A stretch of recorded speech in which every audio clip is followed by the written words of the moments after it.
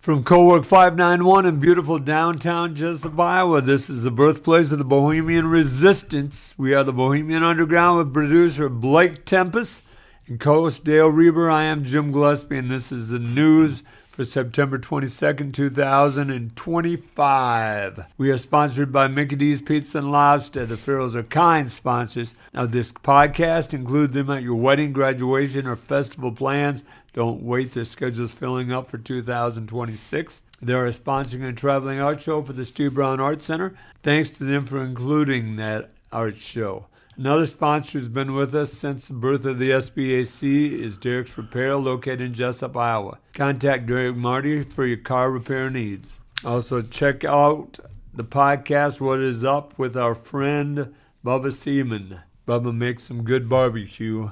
Went up there, he had his guests. And you were gone that weekend, Dale, but he had guests that he had on the podcast. I had some of Bubba's barbecue. Did you have a big one, those big ones with the gas grill, two tanks and everything? If he did, I didn't see it. He had it already made in a big pot. Okay. So Dale, we were talking about this start of the show, the amount of time that radio shows and the news has been paying to Charlie Kirk. I started thinking about who throughout history got that attention that he's getting now. And not just politicians. You know, some politicians, but not just politicians. I came up with a list, and the list goes with these people. Number 10, John Paul II. Okay. He had a huge impact during the time of Reagan and Margaret Thatcher. I remember. The fall of the Berlin Wall came during that time.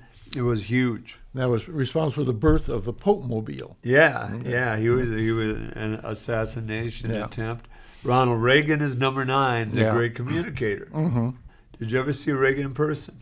No, I did not. I saw him in Cedar Rapids the morning after that Marine barracks was blown up. Oh, in Lebanon? In Lebanon, yeah. That was something that shouldn't have happened that somebody screwed up. Yeah. I think the only president I've seen was Lyndon Johnson. Okay. I believe. Number 7, Wangari Maathai. She's a Kenyan woman that was responsible for Greenpeace. Oh, okay. Her and Obama were very close. Okay. And she lived, right? What's that? Did she live through the attack? She did, I believe. Yes. Okay. Yes. Yeah. Number 6, Mother Teresa. Yeah, I didn't realize somebody tried to kill her. No. These are people that had great political voice. Oh, I see. Political voice. Great okay. I'm sorry. I was thinking the other way. So no, okay. That's all right. Because I had forgot. Okay. Actually, Mother Teresa had such a following, and it was just amazing because in the kind of world we have, to have a woman like that just so self-sacrificing, nothing for herself, was just amazing. Right, it was. I think she was in Calcutta. Either Calcutta or New Delhi, I can't remember. In that area. Yeah. No, it's all. Yeah, that was number 6. Number 5, Nelson Mandela. Okay. Changed his country after years and years in jail or in prison. Number 4, Margaret Thatcher. Now arguing these next 5, tied for 3, Gandhi and Martin Luther King Jr. Both of them, peaceful protest. Number 2, FDR and Socrates. FDR did so much. I mean, you look at the stuff that he did, and he was, you either loved him or you hated him. Yeah. But he probably saved our country for what he did. Yeah, because he was probably illegally, but he was pushing us towards getting ready for World War II before we were in World War II, because I think he had this feeling that it's going to happen. And even though he didn't, I guess it was when he didn't have permission to do some of the things that he did, but he did the things he thought he needed to do to get us ready to fight that war. And we still weren't 100% ready. But right. And then number 1, a tie, Winston Churchill probably, and the great social, he was not a social worker, but he a civil servant, Machiavelli. A lot of rulers, kings, queens, president, prime ministers, dictators use Machiavelli's way of ruling. Okay. And his writings. He wrote The Prince, right? He wrote The Prince. Yeah, his book. Yeah. Great story in The Prince. And I forget the family that ruled Italy at the time. But one of the brothers, it was church, and an assassin came in to kill the king, sat behind him in church, and mistook the brother of the king as the king and killed the brother and ran out. They chased this guy. Machiavelli's bodyguards chased the guy down. Or not Machiavelli, The king's. the king's bodyguard chased the guy down. The king took the guy to the top of the bell tower, showed him to the people, and threw him off. Yeah. And as a way of arguing that sometimes you must do violence to keep peace. Yeah. So I had never heard that story. yeah. I can't remember the family. If it was a Florentine family, I can't remember.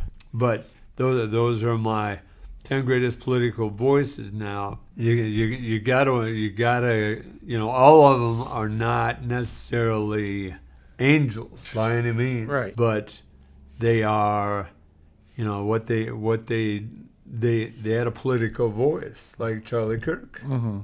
You have something on Charlie Kirk, Dale? Well, I don't have a whole lot because we're talking. I don't really know that much about him, and had not listened to him, and had never really heard his name mentioned much before this assassination attempt, and so I don't know a whole lot about him. But I guess what concerns me is that this whole freedom of speech issue with Charlie Kirk, that some people posted nasty comments. One way or another after he was killed, and whether they should do that or not is, open for debate. But the idea is that the First Amendment allows for freedom of speech, and you can say hateful things if you're not trying to rouse up the rabble, be a rabble rouser, and start a revolution or whatever. But you're allowed to speak your mind. And that's one of the strong points about our country. And that's what keeps our country free, is that you can have this debate and you can say what you want to say, and you're supposed to discuss things rather than one person is always right, no matter how wrong they are.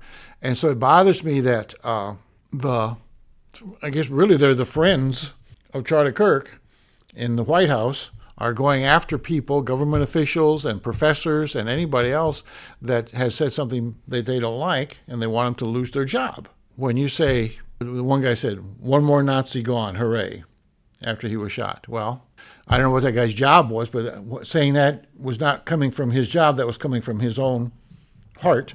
That's what he believed, and he ought to have a right to say that.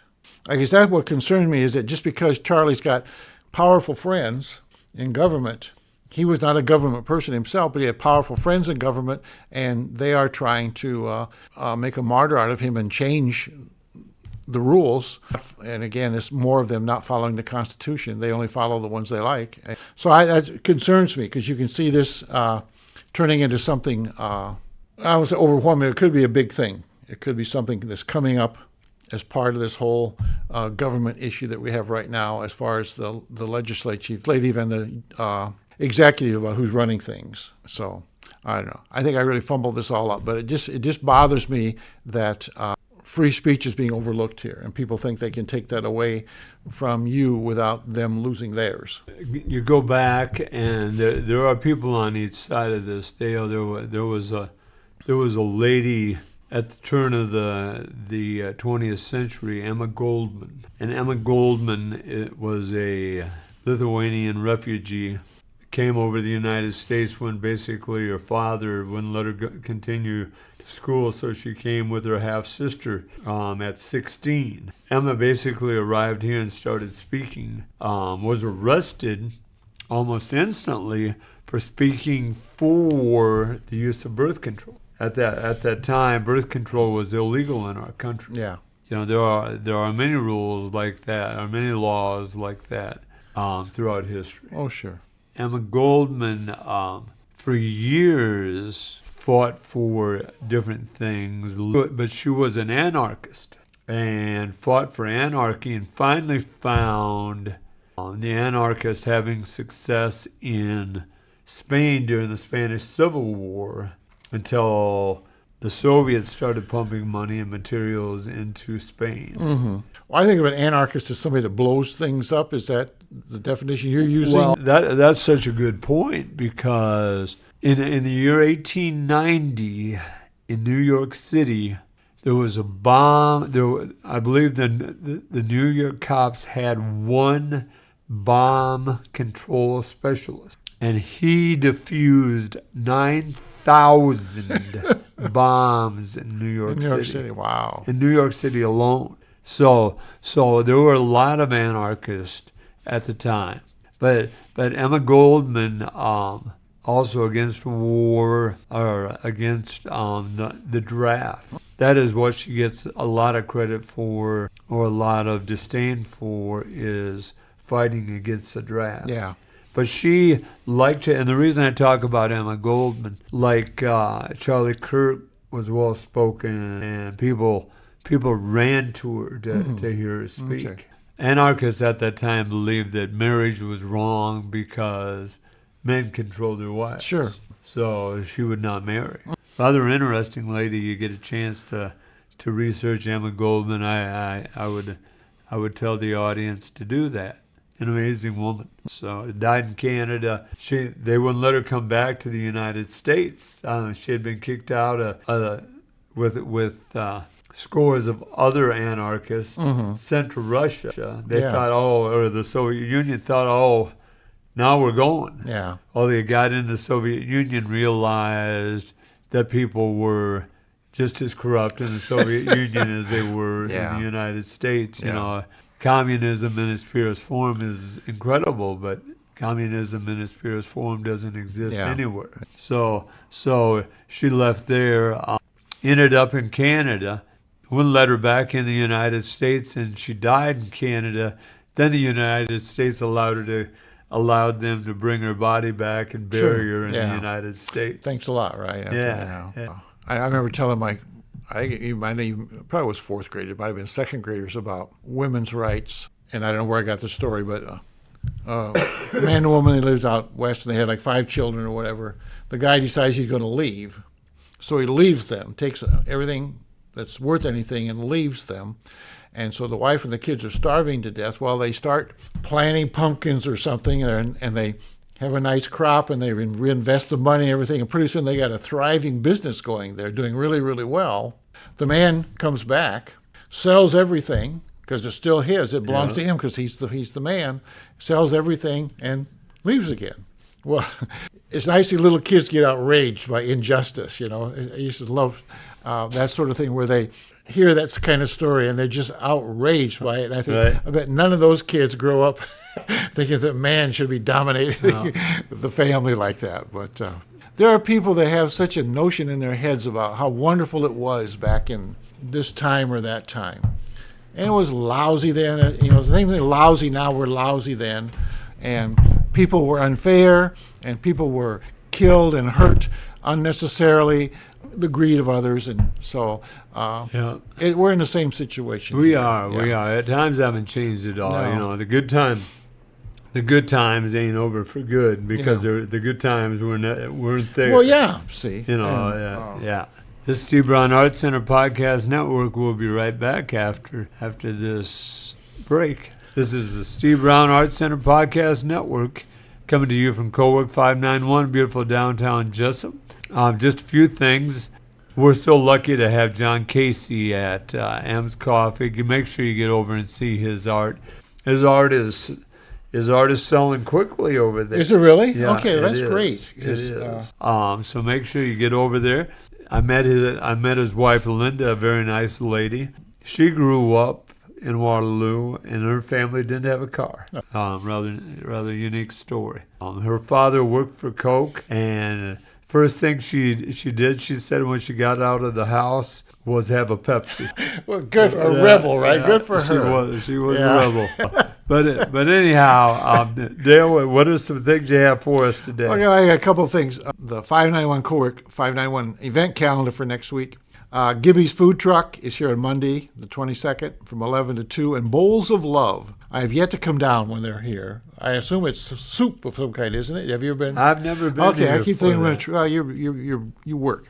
And also this Thursday we're having the Jesup History Walk at 5:30, and call Kelly down here, Kelly Seahouse, if you're interested in that. We have had a lot of people call and say they're interested, and then a few say yes, I'm actually coming. And so, but this is something that I do with second graders, third graders at the school. Maria Youngblood always asked me to do it, and so a couple of adult groups have asked, and then Kelly asked if I would do it for them, and so I'm happy to do it if you like learning about history a little bit. Why it's 5:30 on Thursday, the 25th. So the library's running out of activities. The month is zipping down. Wow. So. Exercise group, Monday, Wednesday, Friday, 8 o'clock. The card games are on Tuesdays at 1.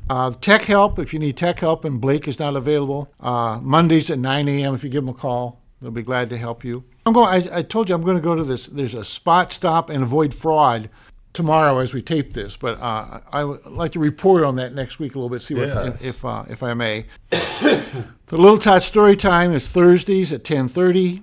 And that's about it. The movies are starting again in October 27th. What's the first movie? Did they? It doesn't say. It just says they're on hiatus. Did you know that word when you were young? Hiatus. I know of it.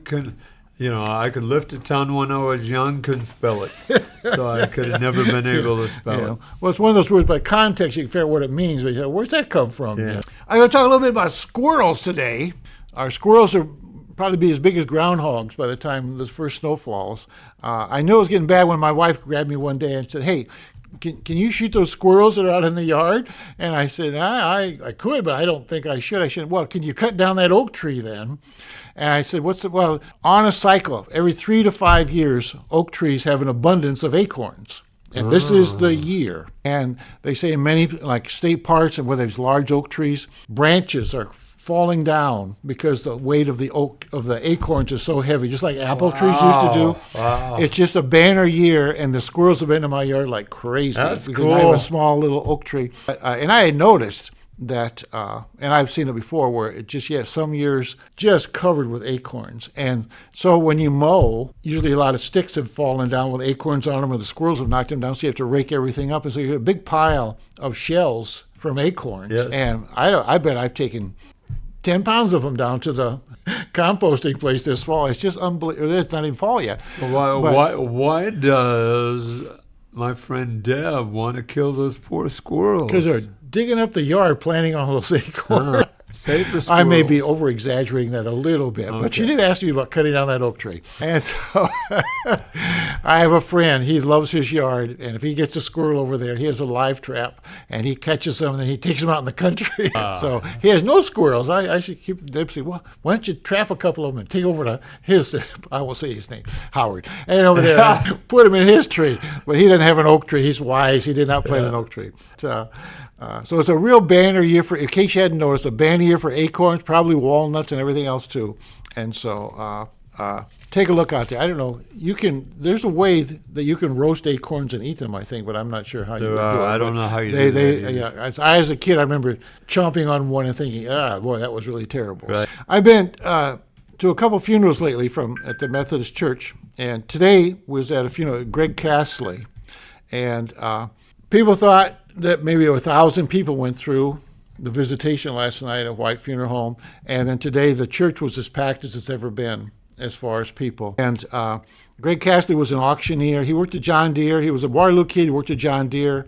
He married Camille, and it wasn't Hanson, but she related to the Hanson family through marriage, and they lived on Independence Avenue, but they came to church here in Jesup. And he also was a race car driver for like 50 years, number 73, I think, at dirt tracks around Independence. Spell his last name. Kastli, Greg Castley. He was an auctioneer with Bacchus's, and after he retired from Deere's, he worked for Deere's for 30 years, an auctioneer, and always involved with racing. And the stories people told today, very nice man. A lot of humor in him and just down to earth. And so, but it's just amazing to me. He had, like the Deere group of people, and then the racing community of people, and then the auctioneering, because he worked with lots of different people in his job as an auctioneer. And I remember talking to him once. He said, "You're more like a marriage counselor than an auctioneer sometimes, because dad will die, mom and dad are dead, and the kids are collecting, or mom and dad decide they want to move to a smaller place or whatever, and you have to stand between them and decide what you're going to sell and what you're going to take and this sort of thing. And then when the parents are dead and then it's the kids, he said many times it's hard. Different members of the family have different ideas about what should happen. Yep. And he says, as the auctioneer, you're right there in the middle. And so he says, you're a lot of marriage counselor. So it was a very interesting man. And I remember the first time I saw him was at an auction. Some friends of mine from Cedar Falls, an older couple, were downsizing to go to assisted living. And so they had all their stuff. Cassie was auctioneering, and he had a place in Hudson.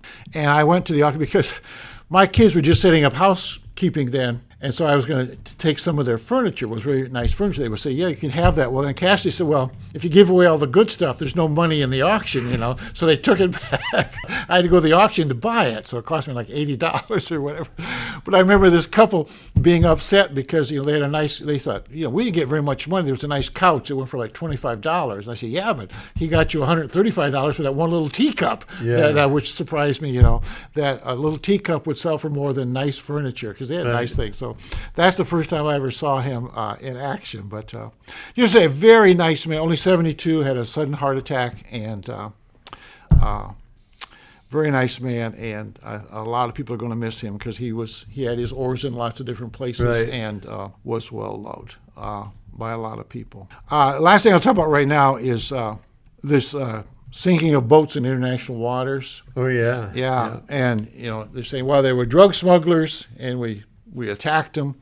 And so, well, who said they were drug smugglers? How do you know that? Was there an arrest warrant? But the main thing is, it's just sort of like the laws we were talking about earlier, the free speech thing. These are international waters. You're supposed to be, nobody's supposed to bother you because you're not inside anybody's line. You're not too close to any country. So it's supposed to be international water. And so actually attacking a ship out there is an act of war. And if that was a Venezuelan ship, I think. I don't know if it was registered with the Venezuelan government or just a private thing. But as far as I know, somebody told them they were smuggling drugs, and so they shot them out of the water and killed 3 people.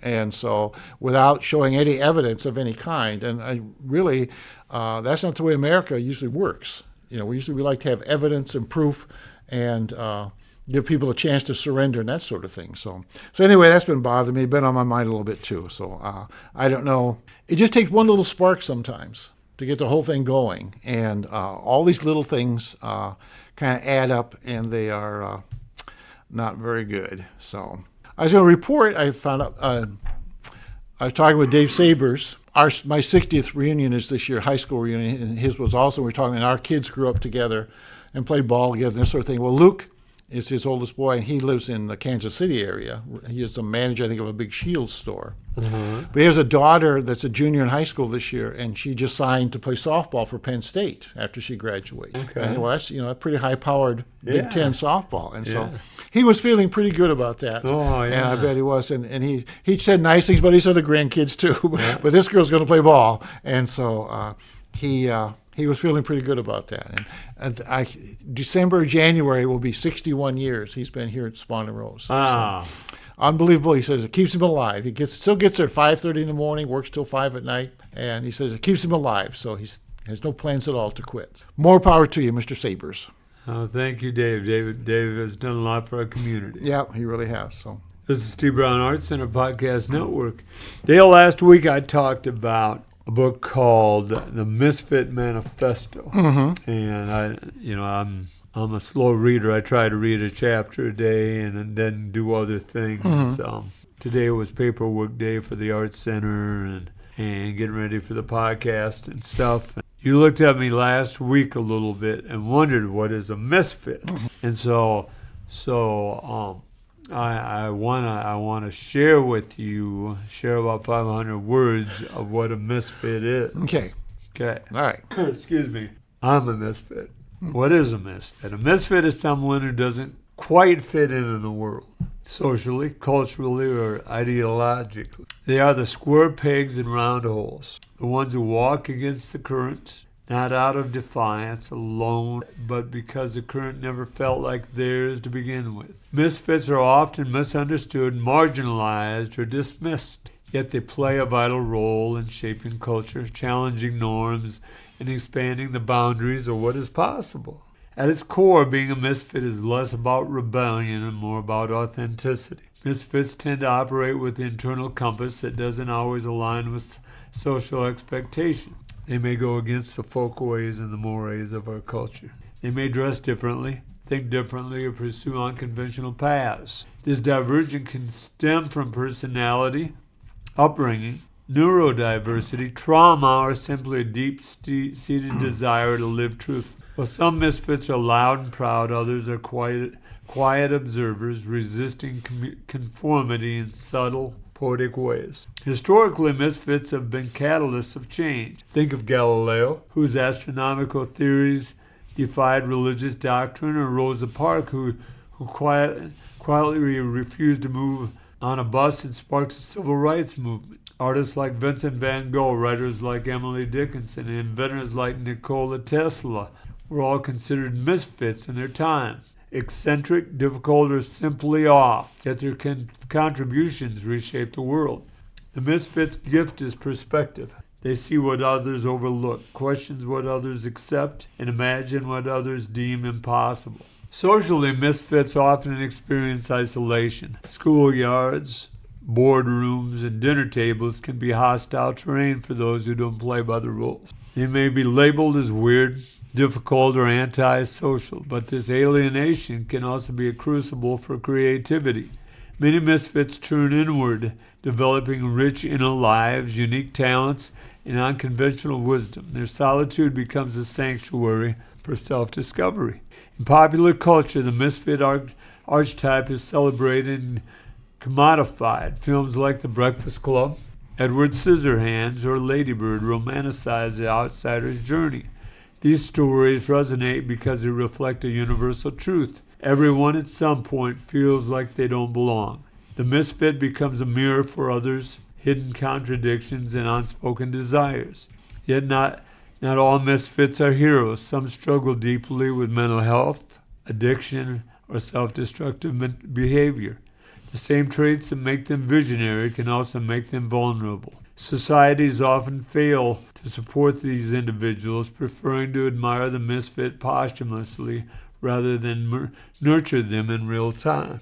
Ultimately, a misfit is someone who challenges the status quo simply by being themselves. They remind us that the conformity isn't the only path, and that the difference is not deficiency. In a world that often prizes sameness, misfits are the wildflowers growing through the cracks in the pavement, unexpected, resilient, and beautiful in the refusal to be tamed. To honor misfits is to honor the messy, magnificent spectrum of human experience. It's to say, you don't have to fit into matter. You don't have to be understood to be valuable.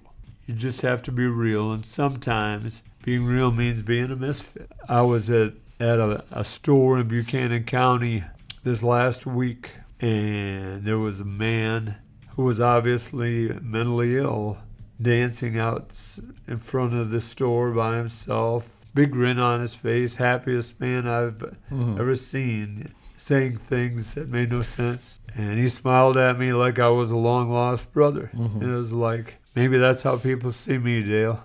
I was thinking while you were reading that about students, and I think both of us, I'm thinking of one boy and one girl that were misfits, and that they weren't mentally ill, they just were a little bit different. Yep. And they had a lot of fun with it, and they had friends and this sort of thing, but they still did not conform. I'm thinking whether I could talk about them or not, but maybe I won't. But they just were very interesting people, and I'm glad that I got to know them that 1 year in class, and then the boy especially many years afterwards hang out with kids I know. But anyway, but you think of those kids, and I think they had so much more fun in school maybe than the little, I'm a little girl in my little cute dress and my little polish shoes and I stay nice and neat and this sort of thing. Where's still some of that when we started teaching to someone who just lets it go and really lives their life. And I don't, but anyway, yeah, I understand what you're saying about Misfits. It can be positive though, because like you said, some of those people, they help change the world. Yeah, they do.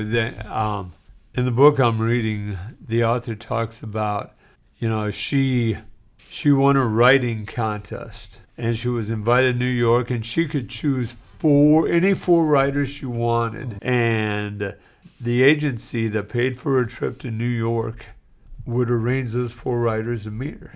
And she couldn't talk to them, couldn't say a word to them. And I've been there. I worked on the Yang campaign years ago for president, and shook his hand 2 or 3 times, couldn't talk to him. Mm-hmm. I was just, I had so much respect for him.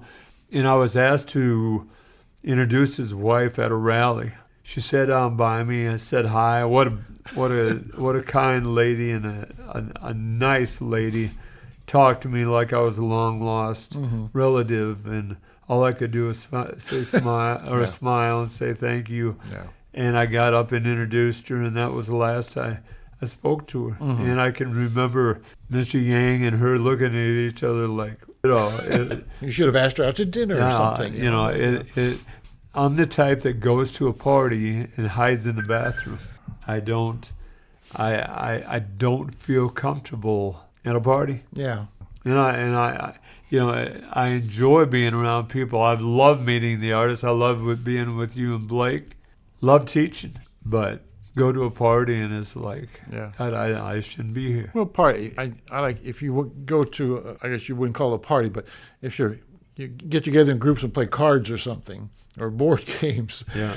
But just to stand around and talk to people, I don't find it an enjoyable time because pretty soon I'm ready to do something else or go away. And I don't hide in the bathroom, but I'm uncomfortable. Yeah. And I like to find one person that there's somebody I know, and I laugh, so I grab them, and I stay with them the whole night. Yep.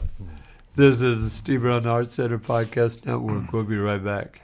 This is Steve Brown Arts Center Podcast Network, and we're back. Dale, I have the top 5 misfits in the history of the world. Did I make the list? Or? You were number 6. Number 6, right on the edge. Okay, well, I'll have to try harder, I guess.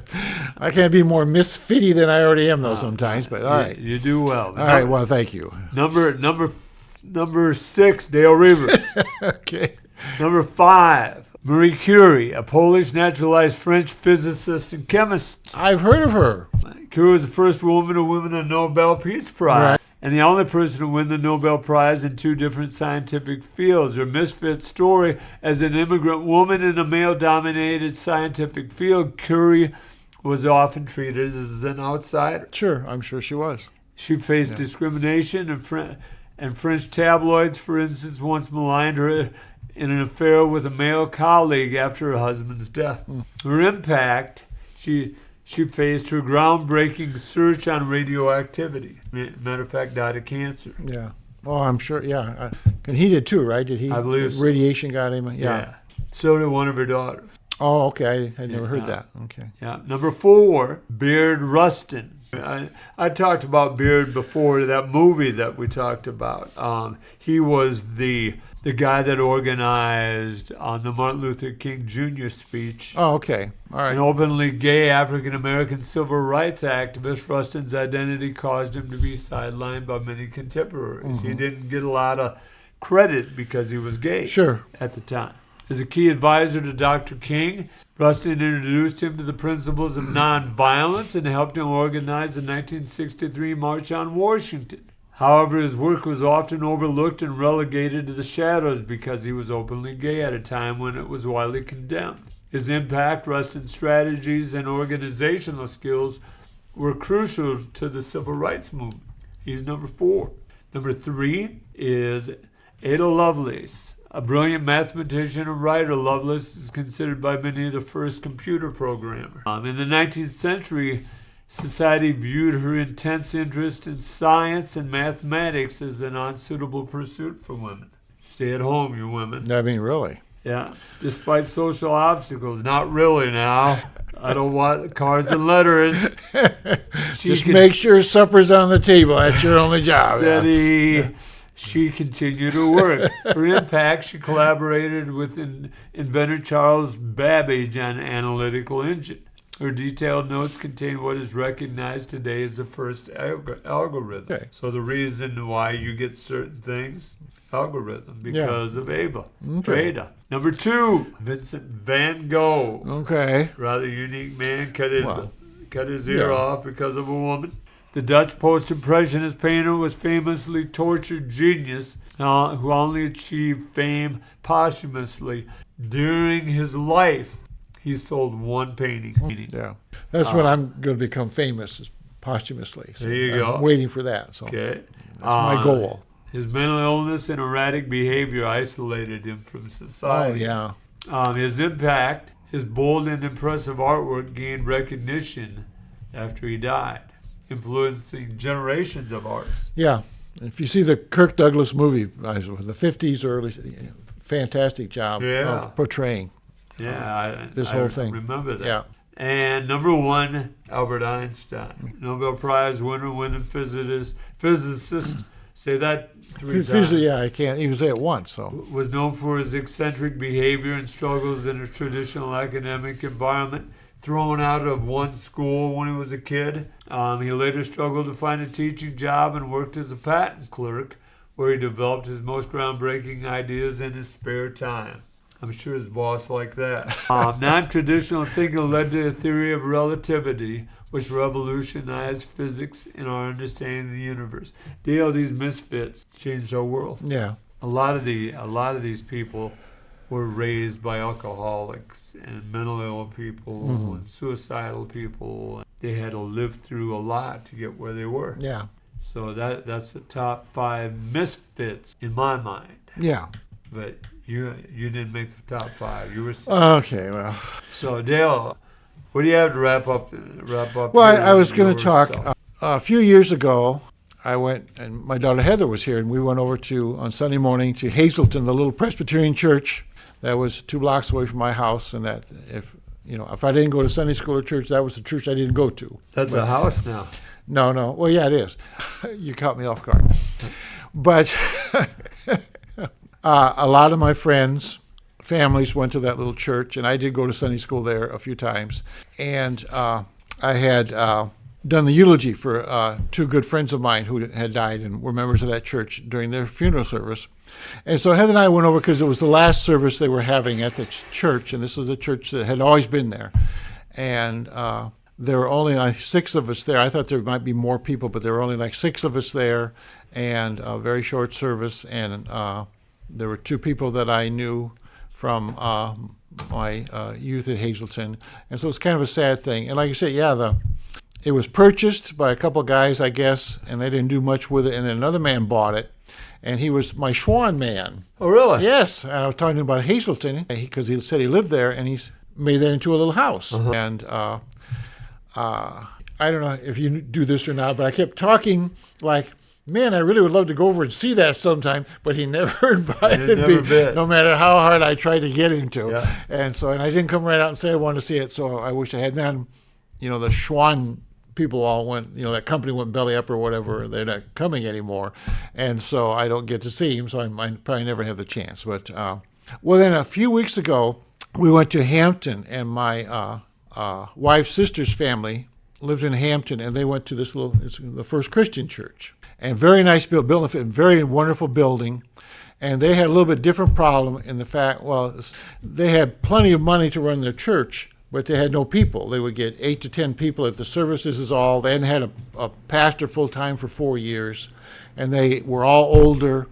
And so they just decided that they needed to just close it down and do other things. And so the Seventh-day Adventists had been using their church. And so they basically just gave it to them, the building and grounds. And it's quite a bit of property there, nice big lawn and everything. So I went to that church closing, and they had like 70-some people there. Okay. People came because they knew it was the last service. And my wife's brother-in-law, he was there, and all his kids. And so there was I think maybe a tenth of the people was from that one family. Right. But the people that had kept the church going all these years were happy to see everybody, and they had a nice dinner then afterwards and this sort of thing. So I got to thinking, these two churches closing, and so I looked up the Gallup poll. Gallup poll is pretty well always recognized about church attendance, and they had it every week, almost every week, about once a month, and then seldom and never. So I combined the every week or almost every week together and the seldom and never together. So the U.S. as a whole, 30% of the population is church attending every week or almost every week, and 56% are seldom or never.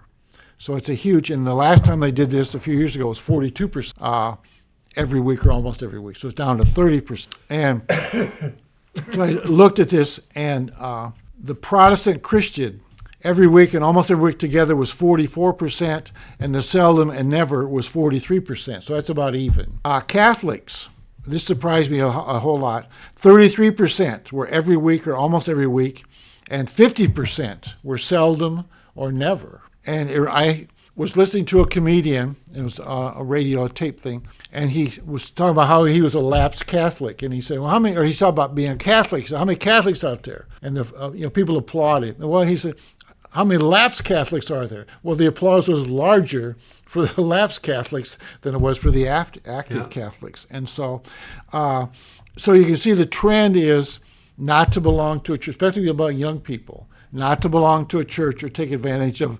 what a church can offer you. You and I were talking, and marriages. You can perform marriages. You have, and you're going to.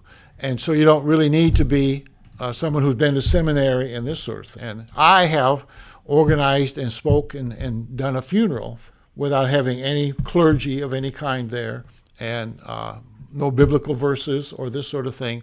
And so it seemed like the whole world is getting away from, I would say the United States especially, getting away from belonging to a church and keeping a church going. Now, we used to say, well, they don't come, but when they want their kids to be baptized or when they want to get married or buried, they'll come back to the church, but that's not necessarily true, because it's too easy to get along these days for those kind of services, if you call them that, these days. And so the political world is real heavy sometimes on religion. And the uber Christians talk about, we have to have this and have to have that. But if you look at history, the Puritans or whatever, they came up to America for freedom of religion, but then they didn't want to give anybody else freedom of religion in their area. They had to be Puritan or that was it. And people get killed, if you look out through history, because they were not the right kind of Christian. It was Christians killing Christians because of certain beliefs about the Inquisition, or someone like Joan of Arc, where they burned her at the stake, burned her alive because they were afraid of her. And then later on, they said, well, maybe we were wrong, and they make her a saint, and this sort of thing. And so the church is in real trouble, it seemed like to me, in America and probably around the world. And the people who are I say uber religious, I don't know if that's right, but ultra, they think they know it all, and that what they say is right. But if you read Matthew in the Bible, and it tells you right in there what Jesus says, if you're a follower of Jesus, Jesus is a rabbi, is a teacher, trying to teach you how to live a fruitful and good life. They talk about that, love your neighbor, take care of the poor, this sort of thing, but then they're after them all the time.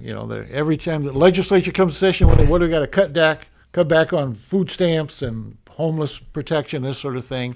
And it goes on from there. Health care. Somebody talked the other day about arresting and just killing homeless people that are clogging up the streets in Washington, D.C. and this sort of thing. And of course, he took it back later. But, the comment just slipped out as he was doing his TV show. And so young people are seeing this. They're seeing the hypocrisy of the older people and religion. And so, I don't know, a lot of churches are not having much luck these days as far as attendance. And so be interested to see what happens next 25 years or so. It was funny. At the start of my teaching career, I would ask, just out of interest, we would talk about the Reformation And I would ask my students, how many of you go to St. Athanasius Church? And all but like one or two kids would go to church. Out of every class, out of like a class of 20, 18 would be in a church.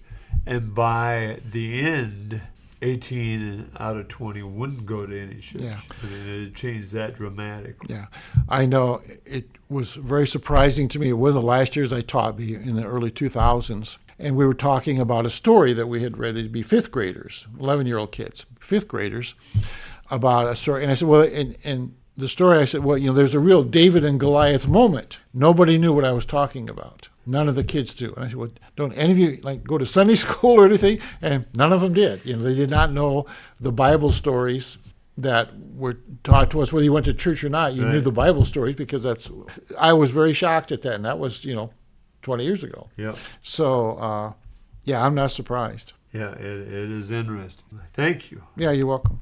On this Steve Brown Arts Center Podcast Network, some upcoming events this past weekend. For example, we had a group of artists met at Gibney's for coffee on Monday morning. That would have been the fourth Monday of the month. And then on the third Sunday of the month, we had probably the second to last jam session of the year. We'll probably have one more. I don't know if it'll be outside or not as we head toward a colder October. We might surprise a few people here and have something during one of their farmers markets. That would be fun. Yeah, we might surprise somebody with that. Don't forget, I'm looking for 12 artists. Next week we have the artist I met this month, Billy Joe Oldakowski, is from over by Denver, between Denver and Fairbank, is going to be our guest here on the show. And she is going to be the December artist in M's this year, Christmas artist. The audience needs to help me find 12 artists for next year. As always, we like easy to pronounce, or like big brass blast band. That was tough. The big brass band. We need to eat like the Beatles or Rolling Stones, something easy to pronounce. Yeah.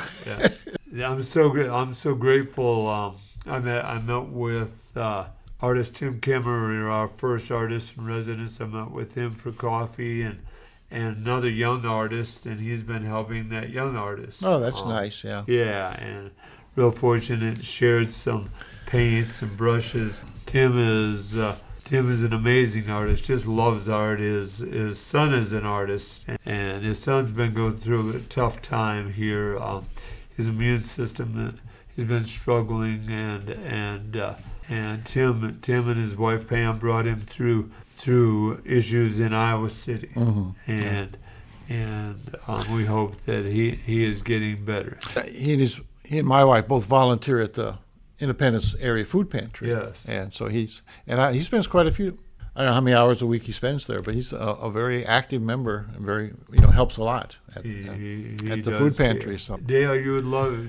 Tim used to fish every day for years and years. He fished every day. Wouldn't that be nice? It seemed like it. It is. The smallies are biting on the wapsie, Dale. Don't tell anybody. Okay. If you'd like to donate to the Steve Brown Arts Center or have an idea for an event, go to the SteveBrownArtsCenter.org and follow the link. If you have news or would like to sponsor us, email us at jim@SteveBrownArtsCenter.org or call 319-290-0241. Leave a message. You can tell Dale or you can tell Blake as well any ideas you may have. Happy anniversary to Kara and Mahmoud today as they celebrate their first anniversary with their daughter Leela. And where do they live? They live in Los Angeles. Still in Los Angeles, Yep. Okay, in that area. Okay. I'm Jim Gillespie with co-host Dale Rueber and producer Blake Tempus. Our thanks, as always, to Kelly C. Haas and Co-Work 591 for hosting us and sponsoring us. Thanks to the audience for bringing these stray dogs into your life. Remember, each day is about little victories.